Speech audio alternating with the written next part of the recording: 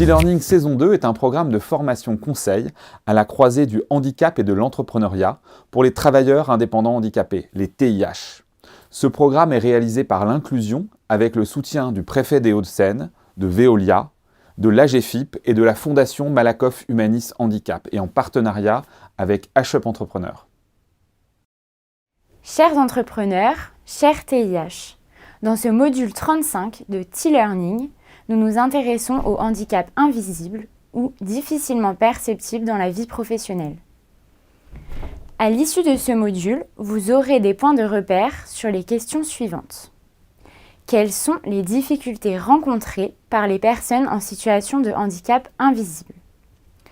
Quelles solutions de communication peuvent être envisagées pour réduire les répercussions dans son travail? Nous allons structurer ce module en deux parties. Premièrement, les risques et les conséquences d'un handicap invisible dans la vie professionnelle. Deuxièmement, les solutions de communication que nous recommandons. Première partie, risques et conséquences d'un handicap invisible dans la vie professionnelle. Le handicap invisible est un handicap non détectable si la personne concernée n'en parle pas ou si son interlocuteur n'est pas expert des sujets de handicap.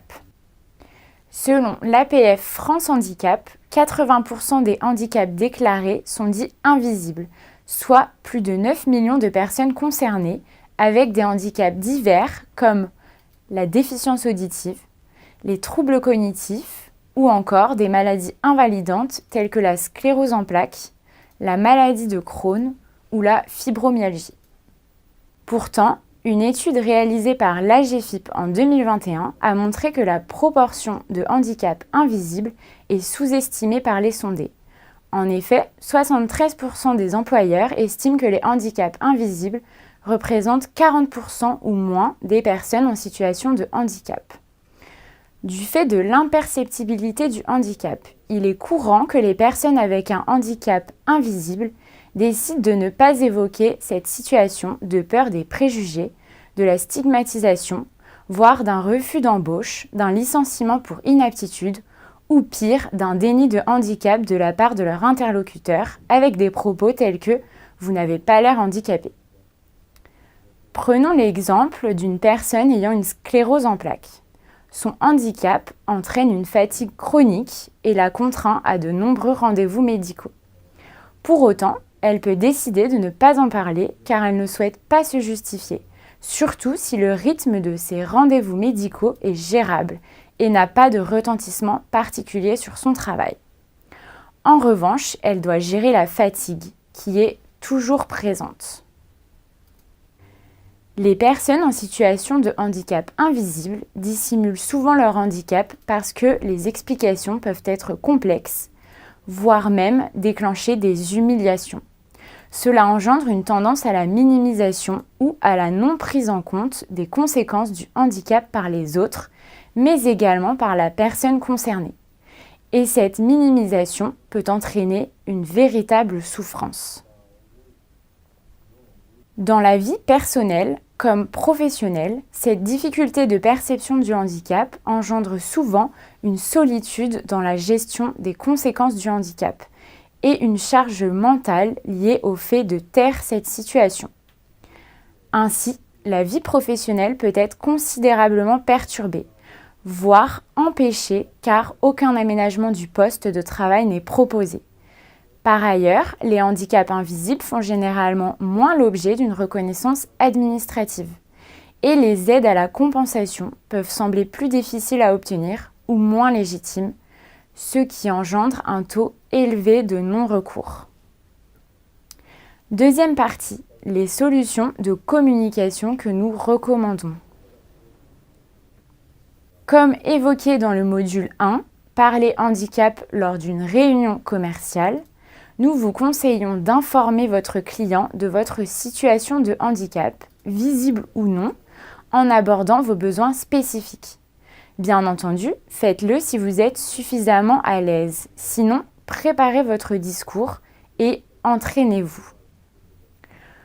Votre discours doit être construit et professionnel pour prouver que vous êtes organisé et que vous connaissez vos besoins. Des besoins qui peuvent être liés à l'accessibilité des outils numériques, à la mobilité sur le lieu de travail, aux modalités de livraison, aux enjeux du quotidien comme les contraintes alimentaires, le besoin d'accès à des toilettes ou encore la sensibilité à la lumière ou au bruit. Montrez au client que vous avez anticipé les difficultés éventuelles et que vous apportez des solutions en conséquence. En somme, parlez des solutions autant que des risques et expliquez ce que vous avez prévu si cela se produisait. Si l'on reprend l'exemple de la personne ayant une sclérose en plaques, nous vous conseillons de ne pas évoquer la pathologie, mais ses éventuelles conséquences sur votre organisation professionnelle et vos besoins spécifiques comme « Je suis porteur d'une maladie invalidante qui entraîne des douleurs et une fatigabilité certains jours. C'est pourquoi je vous propose de réaliser 80% de la mission à distance afin que j'utilise mon bureau adapté et que je me repose le midi si besoin. Ma situation a été prise en compte dans mes engagements de prestation. » Vous pouvez même évoquer les solutions que vous avez imaginées si vous êtes dans l'incapacité de finaliser la mission, comme la prise de relais d'un confrère, la contractualisation d'une assurance, des aides AGFIP ou encore un délai de livraison supplémentaire. Ce partage instaurera une relation de confiance entre vous et votre client. C'est également le seul moyen qu'il a de s'adapter à vos besoins. En conclusion, les handicaps invisibles ou difficilement perceptibles sont bien réels et peuvent avoir de lourdes conséquences dans le quotidien.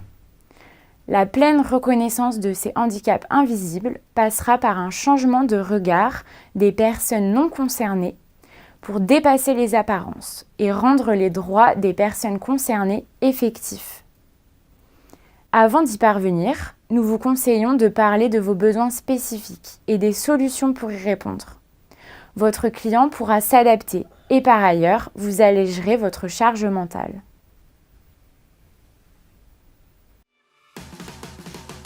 Merci d'avoir suivi ce module. Pour aller plus loin, rendez-vous sur tlearning.fr, www.TIH-learning.fr et restez informés sur l'actualité des TIH en nous suivant sur les réseaux sociaux de l'inclusion.